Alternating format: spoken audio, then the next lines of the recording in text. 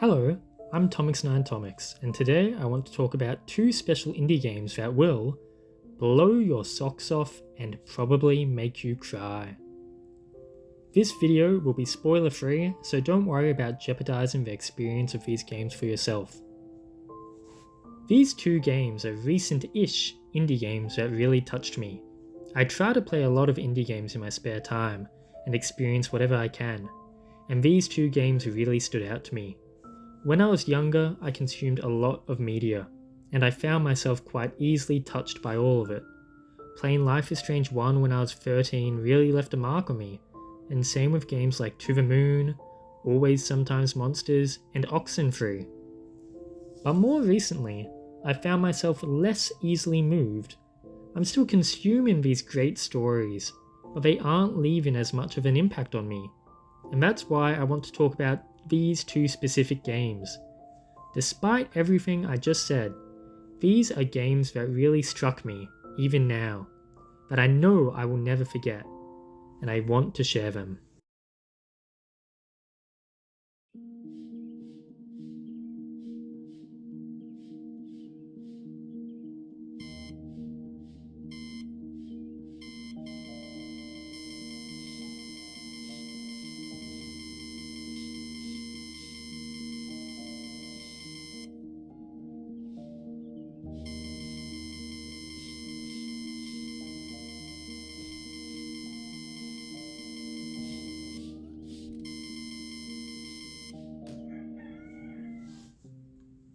What if life could just be simple? For me, that's what Until Then is about. This game is beautiful artistically, a mix of pixel art sprites slid in between smooth 3D models. It's a really unique art style that I haven't seen before. It's a story about the problems we all have, the baggage we all bear, and how we often choose to run away from it in pursuit of a simpler, happier life. In Until Then, you play as Mark, a high school boy living in the Philippines. Mark has his problems. Your best friend is Kathy. She has her problems.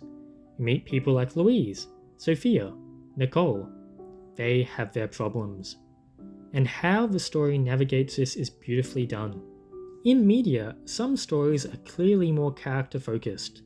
There's no big conflict, it's more about watching these characters evolve and change.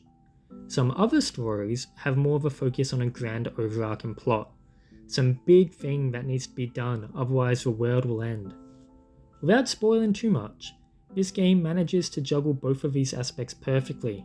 You spend a really long time with all of these characters and you get to know them deeply, like really deeply. You will care about them. But the game doesn't just end without a bang, it doesn't just fizzle off.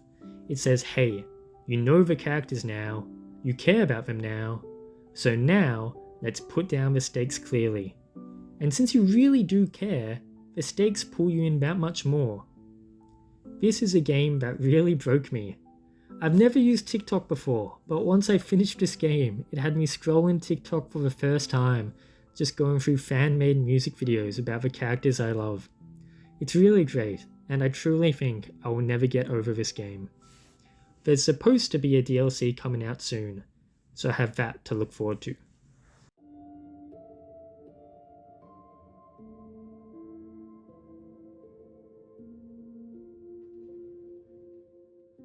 There's an us with a pattern we are threading. There's a nearness and its gravity is echoing. Sister, what are you doing out here?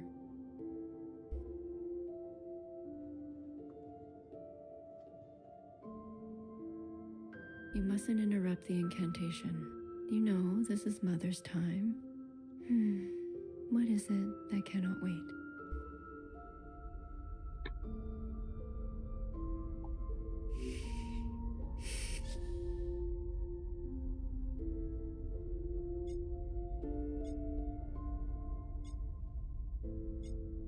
Hair to hair, Mother.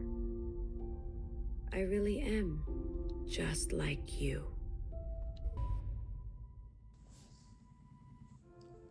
What if a high school girl had all the power in the world?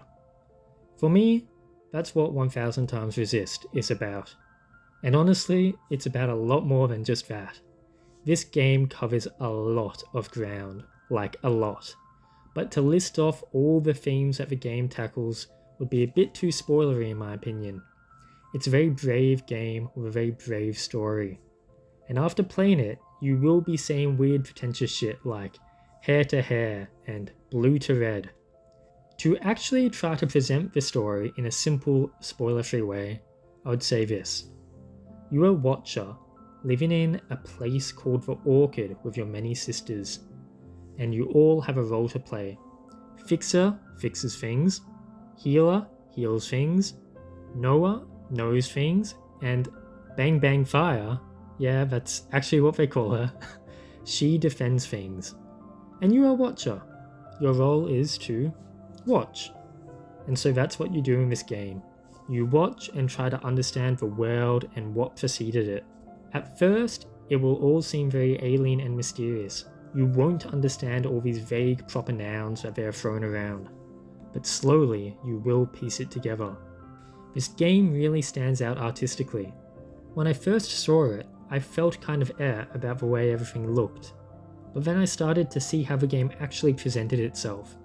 These aren't some mind-blowing high-fidelity graphics. In isolation, this game really doesn't look that great. But the way the scenes are directed make it work, and make everything in how the story plays out so memorable. The story is really special, and I urge anyone interested in unique and interesting experiences to give this a go. This is not a game that you will forget. Well, there you have it. 2 indie story games that will blow your socks off and probably make you cry. If you've played any of these, let me know what you thought about them. If you want to give any of these a go, let me know which one.